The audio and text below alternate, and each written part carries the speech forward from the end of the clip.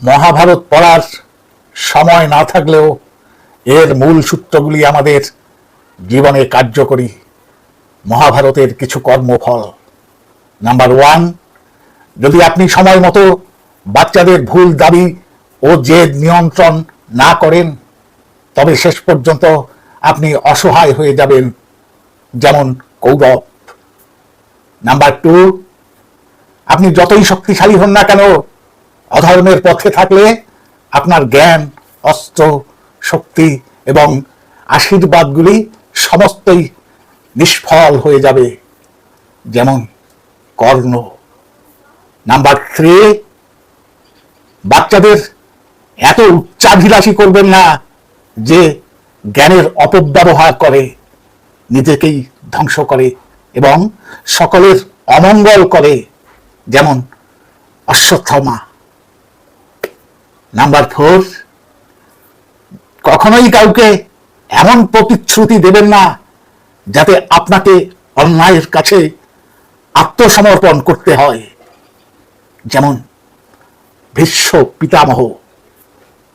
Number 5, সম্পত্তি, ক্ষমতা এবং অপকর্মের অপব্যবহারের ফলে আত্মধ্বংস হয়, যেমন দুর্যোধন।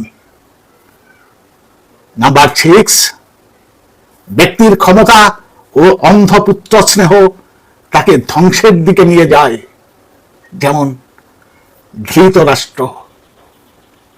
নাম্বার 7, যদি ব্যক্তিজ্ঞানের দ্বারা আবদ্ধ থাকে তবে বিজয় অবশ্যই পাওয়া যায়, যেমন অর্জুন। নাম্বার 8, আপনি প্রতিটি কাজে কৌশল, জালিয়াতি এবং ঠাট্টা তৈরি করে সর্বদা সফল হতে পারবেন না, যেমন শকুনি।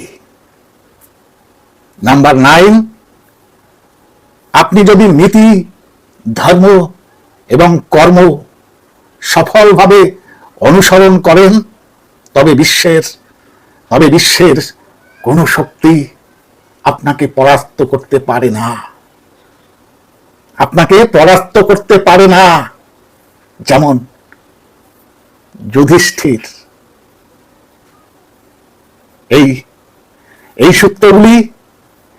সূত্রগুলি থেকে শিক্ষা না নিলে আমাদের জীবনেও কুরুক্ষেত্র ঘটে যেতে পারে। নমস্কার, আজ এই পর্যন্ত। আবার দেখা হবে পরবর্তী কোনো এপিসোডে। ততক্ষণ ভালো থাকবেন, সুস্থ থাকবেন। ধন্যবাদ।